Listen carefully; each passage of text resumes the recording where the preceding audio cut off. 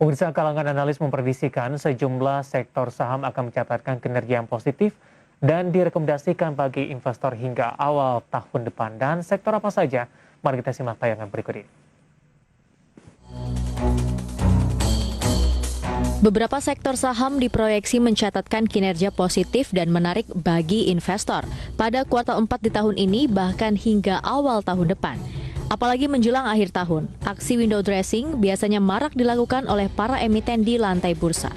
Kalangan analis seperti dikutip media mengungkapkan, pada kuartal 4 di tahun ini peluang window dressing masih terbuka karena didorong oleh beberapa indikator. Salah satunya adalah masih berlanjutnya pemulihan ekonomi baik domestik maupun internasional, meskipun indeks harga saham gabungan bergerak fluktuatif sepanjang tahun ini.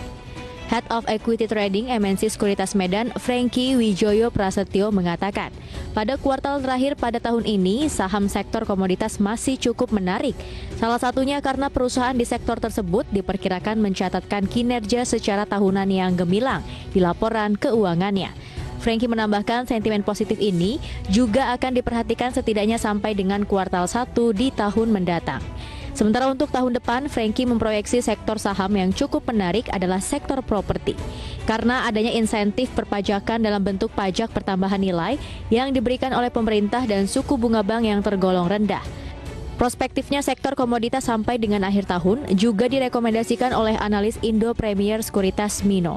Saat dihubungi IDX Channel, Mino mengatakan kinerja dan saham sektor komoditas khususnya CPO masih berpeluang meningkat sampai dengan akhir tahun. Hal itu karena pasokan CPO dari Malaysia untuk pasar ekspor yang lebih rendah dibanding Indonesia. Sementara permintaan CPO dunia masih terus meningkat. Mino memprediksi sentimen positif bagi emiten CPO ini masih akan berlanjut hingga akhir tahun. Karena perbaikan suplai dari Malaysia diperkirakan membutuhkan waktu yang lama. Jakarta, Tim Liputan IDX Channel.